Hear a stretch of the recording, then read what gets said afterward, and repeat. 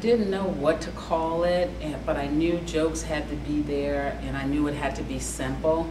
And so my girlfriend and I were playing around on the computer, and we were like, okay, jokes. I was like, well, we need more than just jokes. And she goes, well, how about notes? I was like, well, that's music. And she goes, not really. If you look up the definition, and you know how it just gives you multiple definitions, notes is there too. You know, and back in the day on 47th, people would do jokes and notes, whether they were comedic or musical. So then we said, okay, jokes and notes will be the name. I wanted to be where my demographic came from. I wanted it to be easy. I didn't want the big parking fees. You know, when you open a comedy club, there are certain fees that come along with it, the 2-drink minimum in the door, because you have all this overhead that you have to pay.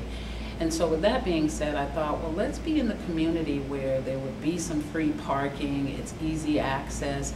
And Bronzeville was an up-and-coming neighborhood. At the time, Alderman Tillman was the alderman of this ward, and she more than welcomed me to come in and put this club in her neighborhood or in her ward, because she used to come to the previous club that I was affiliated with, all jokes aside. So I was like, great, I'll do that. And as I saw it coming up and her vision and my vision was very similar, I thought 47th Street, it worked. The history of 47th Street, my club falls right in line with that.